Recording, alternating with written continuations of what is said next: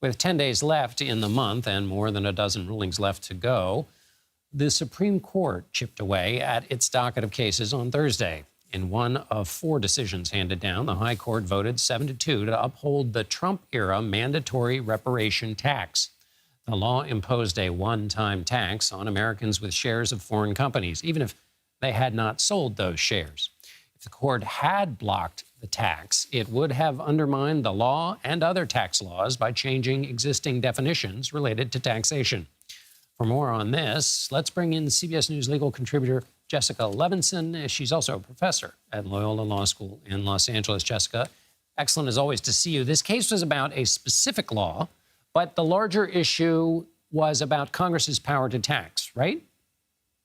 Well, that's exactly right. This was about a fairly obscure portion of the tax code. It was part of the 2017 reforms that were implemented, and it asked whether or not Congress had the power. Again, this is a powers question, whether under the taxing clause, Congress had the power to say you can be taxed on undistributed profits from portions of a corporation that you own. In this case, the Moores owned part of a foreign corporation, and they had not yet received the profits from the corporation. They hadn't sold their shares, and their dividends were being reinvested. So they were basically saying, this isn't fair to tax us. It doesn't qualify, in part, this was their argument, it doesn't qualify as income. And the taxing clause said, you can only tax on income. So it did bring up these much bigger questions. I think former Representative Paul Ryan said, if the court, in fact, ruled in favor of the Moores, it could upend more than 30% of the tax code. Because all those definitions would bounce around now under a new interpretation. That didn't happen. But then now there is speculation about how this ruling might leave the door open for Congress, assuming there's a Democratic majority because they support this, to adopt a wealth tax in the future. Explain how that might be the case. So the question, of course, 2 definitional issues. One is how we define a wealth tax. But if it's based on unrealized income, assets that you have not sold, for instance, because typically the sale is the triggering event for a tax, can you tax somebody in part, I'm being very broad here, but based on their wealth?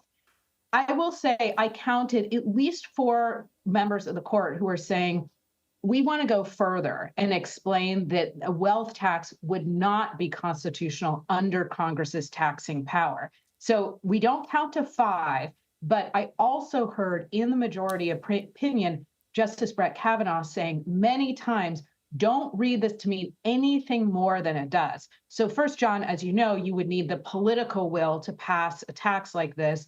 And then second, you would need the court to bless it.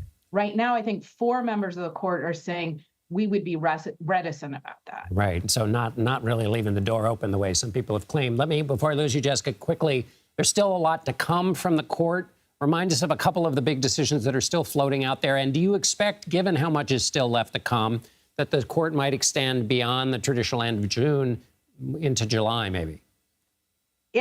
Typically, I say end of the fiscal year, end of the Supreme Court term. June 30th, we're all done here. And that might not be the case. Let's remember, there's nothing in the law that says they need to be done by June 30th. I think that's an old relic of when former Justice Brennan liked to go on vacation at a certain period of time. So this is just their tradition. Now, having said that, what's not left? There's the big question of whether or not former presidents enjoy absolute or qualified immunity from criminal prosecution. There's another big question that will affect the criminal trials pending against Trump, or at least one of them, dealing with whether or not the obstruction statute that Trump is charged under is a good fit for what happened on January 6th, or if that really just has to involve some type of evidence tampering. There's a big abortion case dealing with a federal law that says you have to provide people who walk into emergency room doors with necessary stabilizing treatment. And that's up against an Idaho law that says no abortions unless we are saving the life of the pregnant woman. And we haven't even gotten to guns. We haven't even gotten to social media and the First Amendment. Lots left in the next probably 2 weeks. And we'll be back talking to you about all of them when they happen. Jessica Levinson, thanks as always.